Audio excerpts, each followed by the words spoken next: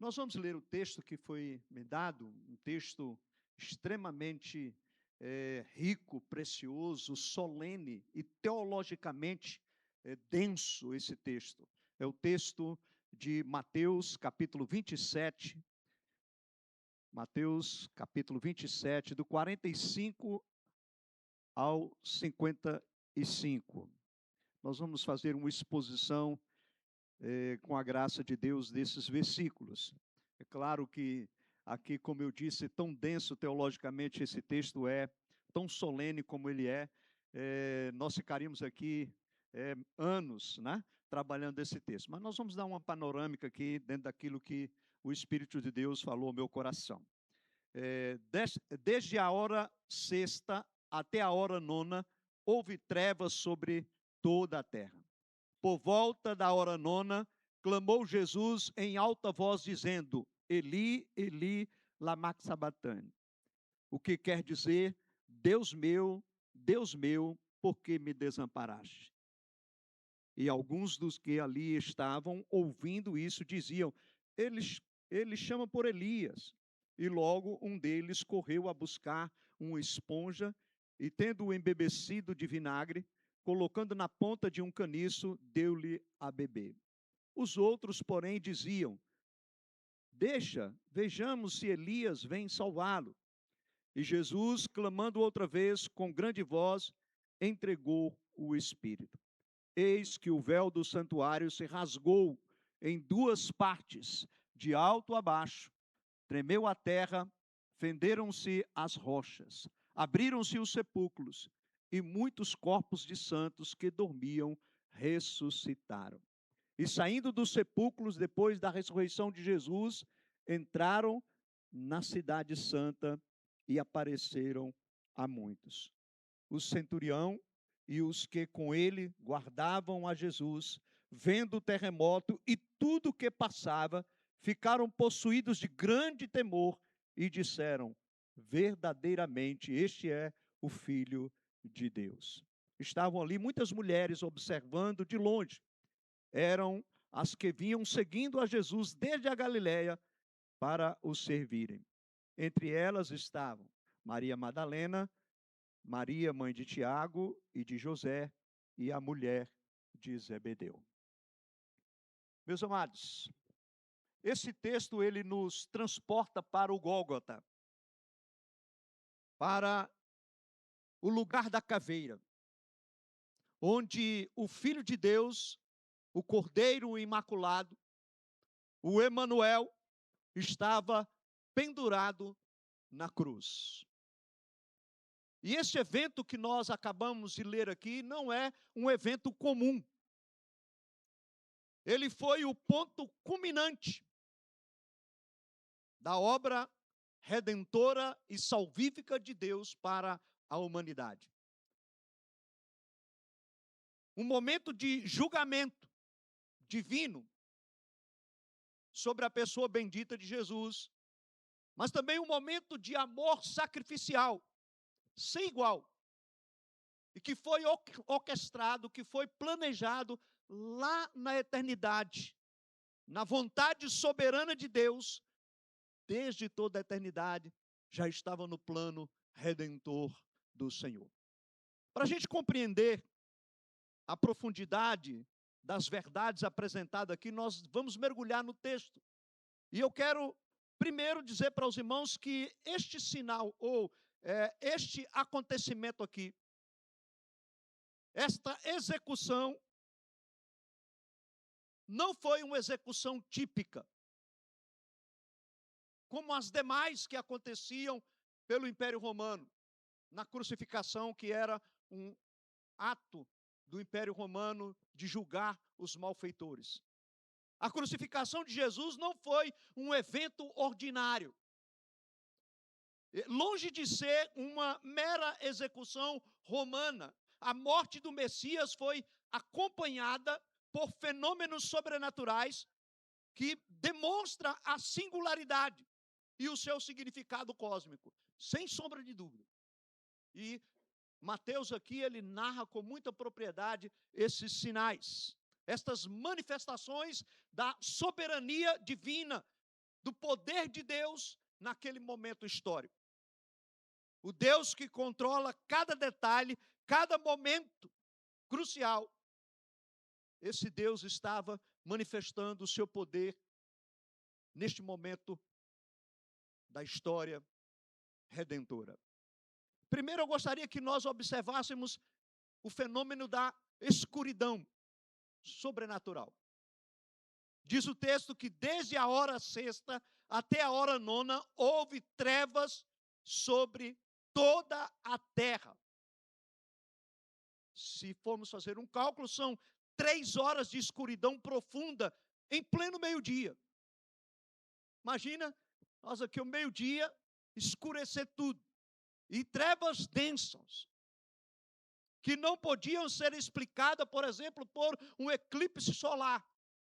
Pois naquela época, naquele momento, estava na Páscoa, e a Páscoa ocorre no período da lua cheia. Então, jamais poderia acontecer um eclipse solar neste momento.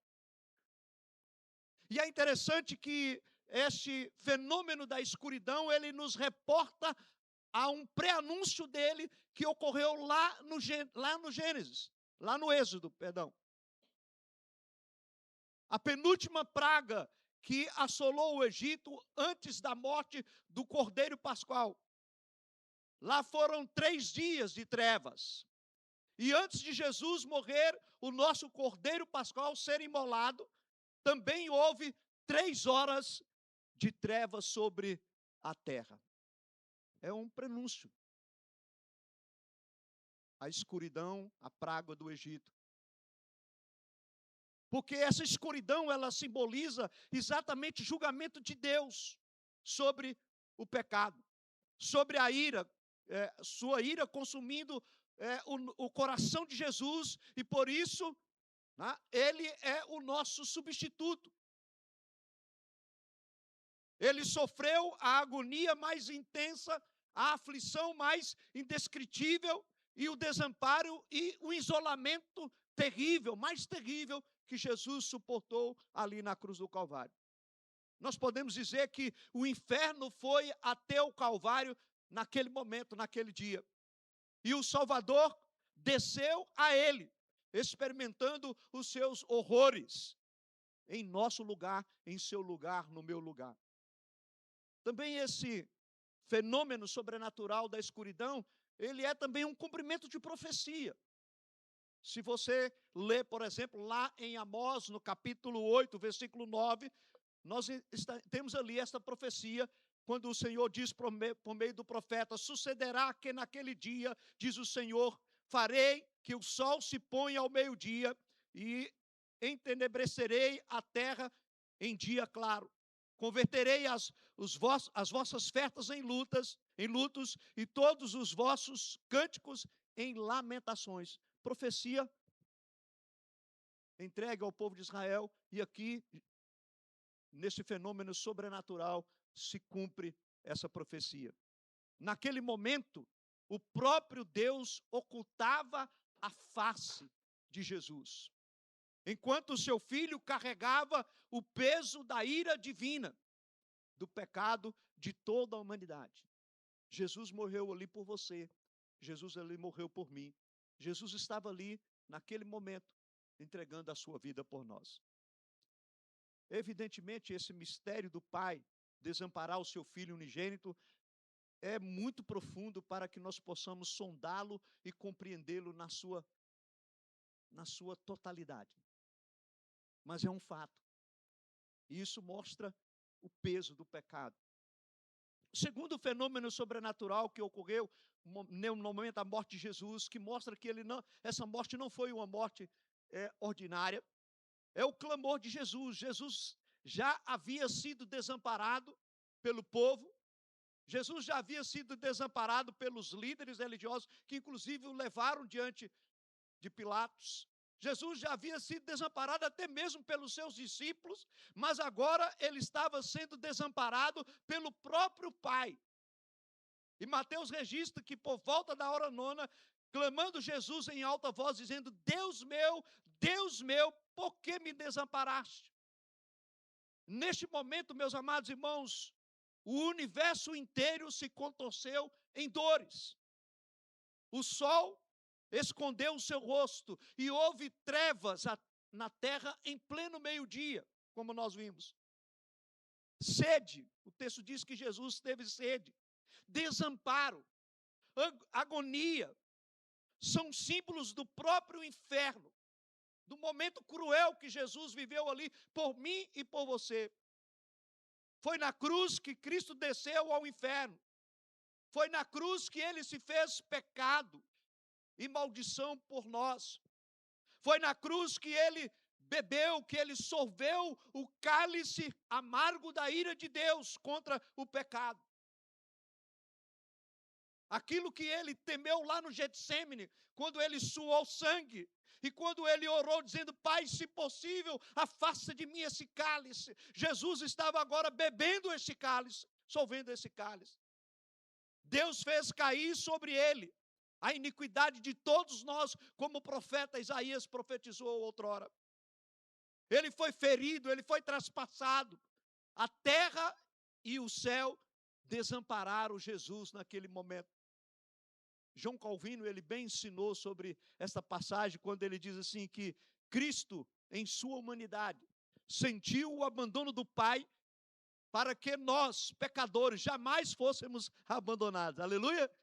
Glória a Deus. Cristo sentiu o abandono do Pai para que nós, pecadores, jamais pudéssemos ser desamparados, abandonados. Ele estava suportando a penalidade que era sua, que era minha, que era nossa. A separação de Deus, que os nossos pecados, como o profeta Isaías proferiu lá no capítulo 59, que os nossos pecados fazem separação entre nós e o nosso Deus. O terceiro evento que aconteceu, o véu do santuário rasga de cima para baixo.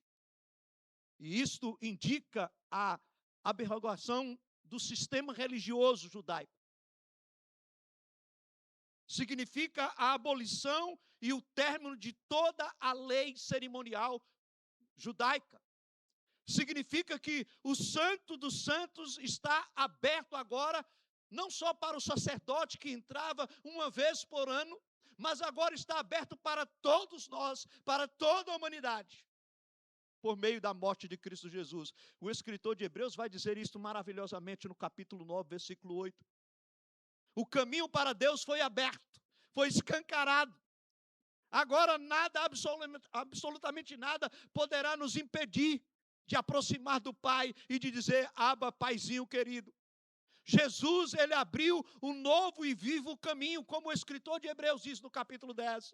Mas ele mesmo é o caminho, quando ele diz: eu sou o caminho, a verdade e a vida. Ninguém vem ao Pai se não for por mim. Ele é o caminho, Jesus. Estava abolido o antigo sistema religioso de ritos e de sacrifícios. Estava abolido também as restrições éticas no templo em Jerusalém. Agora não mais vigorava. O resgate pago por Jesus é válido para todos os gentios, por isso nós temos acesso ao Pai de forma cabal, de forma irrepetível. A porta do céu está aberta a todos em Cristo, judeus, gentios, gente de toda língua, tribo, povos e nações. Quando João tem a visão lá em Pátimo, em Apocalipse registra, ele contempla gente de toda tribo, língua, povos e nações adorando o Cordeiro, porque o véu do templo foi rasgado. Todos nós temos acesso à presença do Pai. E eu gosto muito como o príncipe dos pregadores, John Spurgeon, ele vai dizer que a morte de Cristo foi o fim do judaísmo. A morte de Cristo na cruz do Calvário foi o fim do judaísmo, da religião judaica. O judaísmo como afluente desagou, ele vai dizer que o judaísmo como afluente desagou no rio do cristianismo. E por isso ele deixa de existir como afluente. O véu foi rasgado. O acesso à presença de Deus está aberto por meio de Jesus Cristo. Por isso você e eu, nós podemos adorar, nós podemos glorificar, nós somos aceitos pelo Pai por meio do nosso Salvador, do nosso mediador, Jesus Cristo. O quarto evento desse momento, a ressurreição dos mortos e o terremoto. Diz o texto que a terra tremeu, fenderam-se as rochas, abriram-se os sepulcros e muitos corpos de santos que dormiam foram ressuscitados. Aqui a gente entende e a gente percebe que a própria criação reage à morte do seu Criador. O terremoto aqui é um sinal da majestade e do poder de Deus. E a ressurreição dos santos é o prenúncio da glória, o glorioso da vitória de Cristo sobre a morte e o pecado. E também um prenúncio da nossa própria ressurreição futura. Esta é a esperança que nós temos, que todos aqueles que morrem em Cristo ressuscitarão para a glória. Que a morte não tem a palavra final. A morte de Jesus não foi o fim, mas o início de uma nova criação, de uma nova vida para todos os que Deus predestinou para a salvação eterna. Isso é um anúncio maravilhoso. Mas quais são as verdadeiras razões destes sinais? Estes sinais, eles não são meros espetáculos de coincidência. Eles são revelações teológicas profundas do que estava acontecendo no Calvário. Eles apontam para a doutrina central que na fé reformada nós chamamos de substituição penal vicária. A morte vicária de Cristo. Cristo morreu no seu lugar, no meu lugar. A escuridão mostra exatamente a condição que nós estávamos antes de conhecermos Jesus. Nós estávamos na escuridão do pecado. Nós estávamos separados de Deus. Nós éramos filhos da ira, da condenação. Estávamos sentenciados para o inferno. Mas Jesus Cristo, com a sua morte na cruz do Calvário, Ele nos deu vida. Ele lançou sobre nós a luz da salvação da eternidade. Martinho Lutero, em sua teologia da cruz, ele enfatizou que Deus se revela plenamente na fraqueza e no sofrimento de Cristo, onde a justiça e o amor divino se encontraram. E por meio dessa obra de Cristo, a escuridão do pecado foi removida. E nós agora estamos alvos, limpos, brilhando como a luz. O clamor de Jesus, meu Deus, meu Pai, é a expressão máxima dessa substituição. A Trindade, em sua unidade perfeita, não se desfaz e nem pode se desfazer. Mas o Filho, em sua humanidade, ele experimentou a dor da separação do Pai como portador do pecado. Como Paulo vai descrever maravilhosamente em Coríntios, ele diz que Cristo se fez pecado no nosso lugar. E este é o cerne da expiação. Cristo sofreu a punição que era nossa. O rasgar do véu é a declaração inequívoca de que o caminho para Deus está aberto. Você tem acesso ao Pai. Você não precisa de um sacerdote. Você não precisa de um guru. Eu tenho visto muitas vezes crentes que esquecem desta bênção de que todos nós temos acesso. Aí fica procurando um guru, procurando um apóstolo, procurando para poder. Você tem acesso, meu irmão. Você pode entrar na sala do trono. Você pode entrar na presença do Pai, porque o véu foi rasgado. O sacrifício de Cristo, ele é único, ele é completo, ele é perfeitamente suficiente. E por meio do seu nome, nós podemos ter acesso à presença dele. E a certeza de que nós somos ouvidos. E a certeza de que ele nos socorrerá, como o escritor de Hebreus vai dizer no capítulo 4. Que no tempo oportuno, ele vem socorrer o seu povo. A ressurreição dos mortos e o terremoto mostra exatamente, é a garantia de que a nova criação já começou e que todos os que estão em Cristo participarão da sua ressurreição e da vida eterna conforme a promessa de segurança eterna.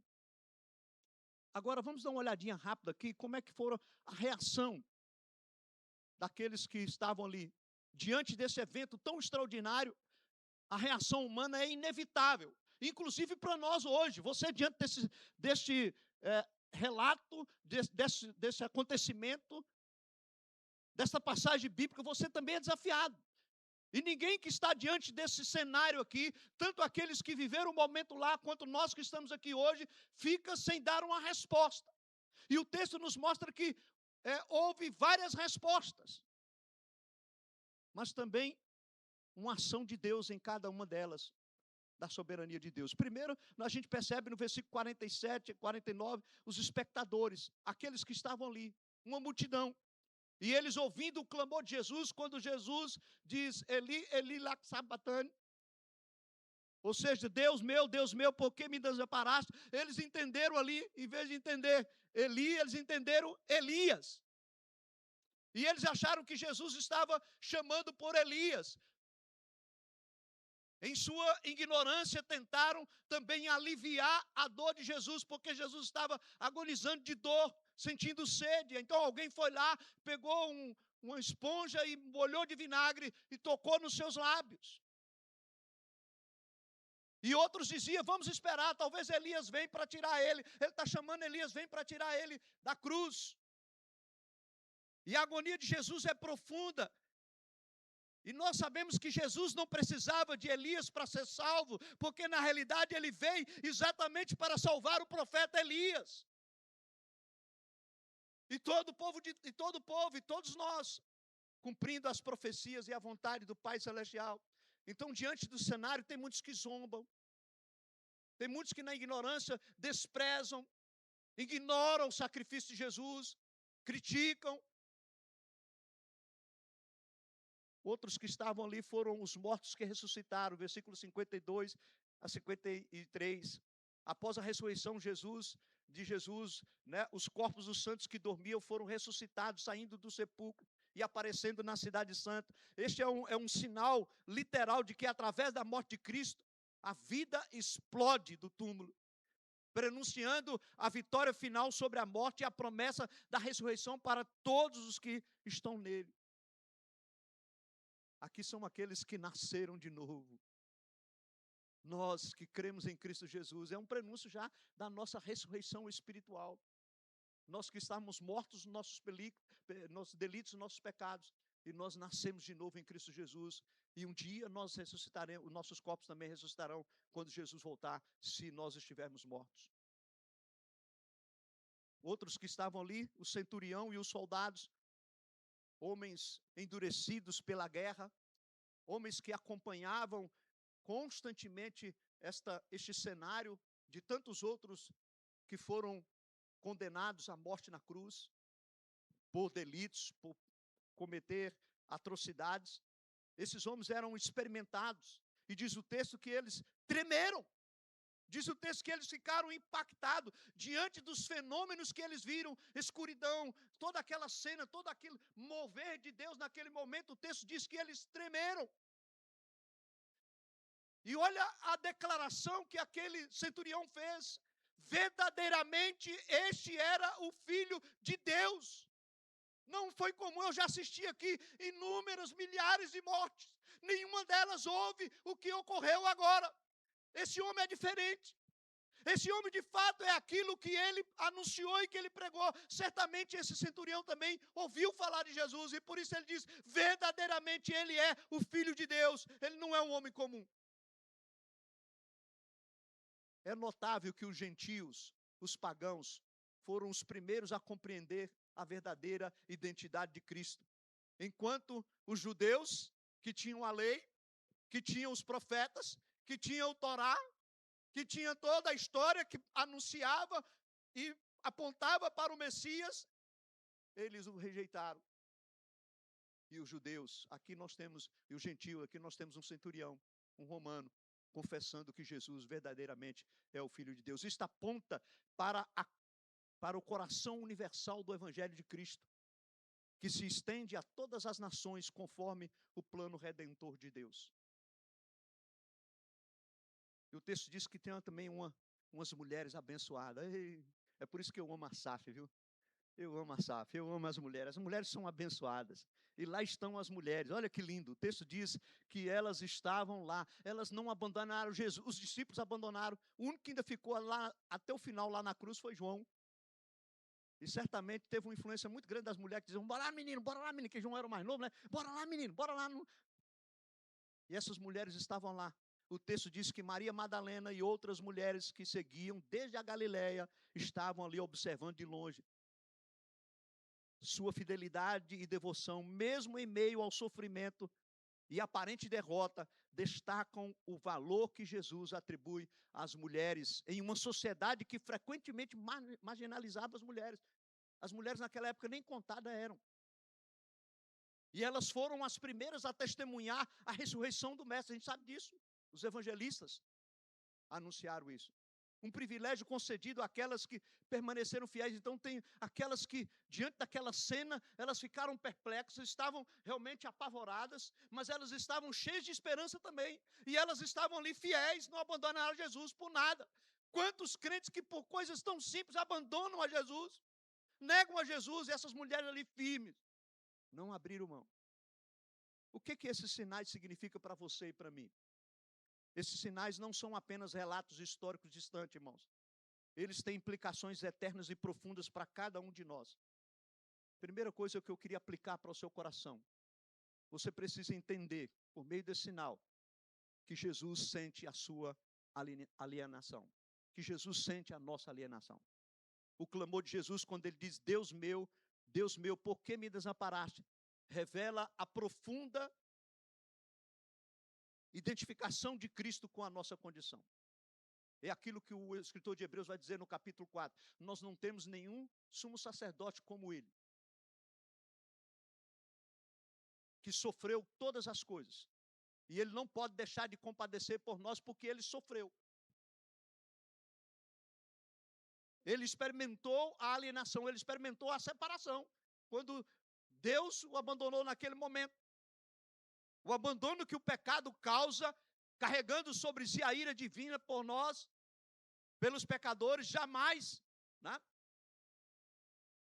Que nós jamais poderíamos nos livrar dele pelos nossos próprios méritos, pela nossa própria força, pela nossa própria capacidade. Jesus Cristo, ele levou sobre si, e a alienação foi resolvida. A escuridão e o abandono de Jesus revelam a magnitude da ira de Deus e do pecado, que mostra a seriedade do pecado, a gravidade do pecado, que nós não podemos brincar com ele. Mas Jesus removeu o pecado.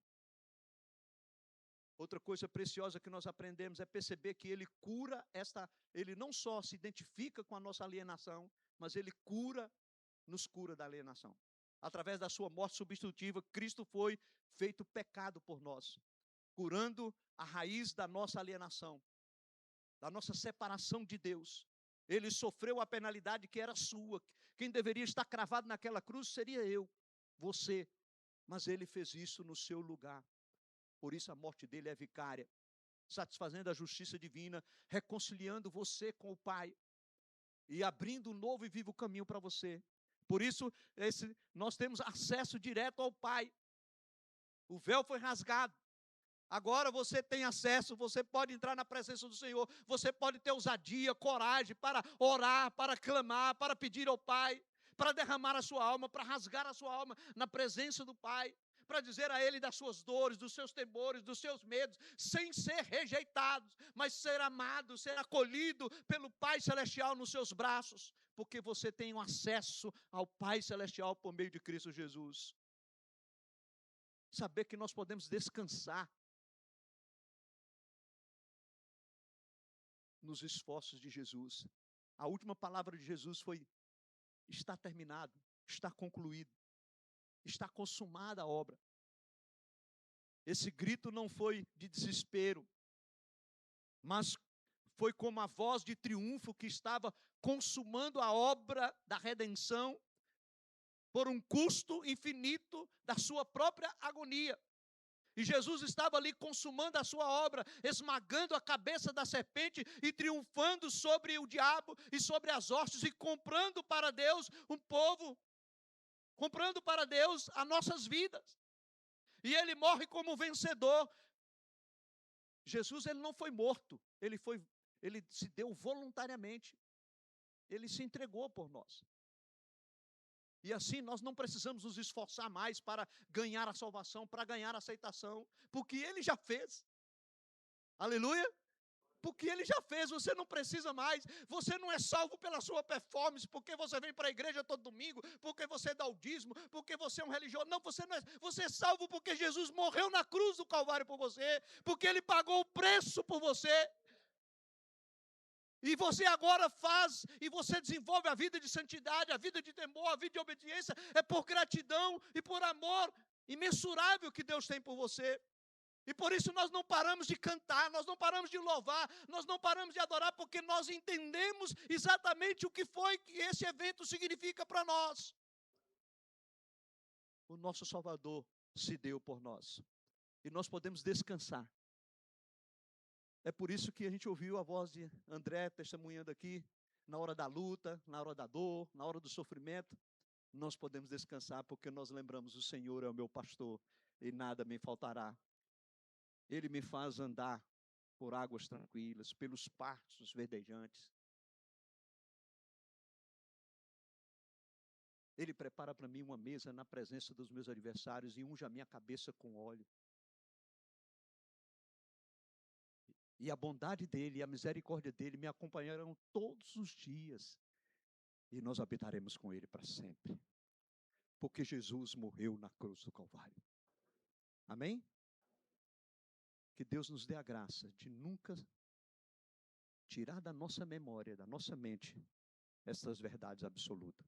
A morte de Cristo no Calvário não foi um evento trágico, inesperado, mas um cumprimento eterno e soberano de Deus para a sua redenção, para a minha redenção, para a nossa redenção.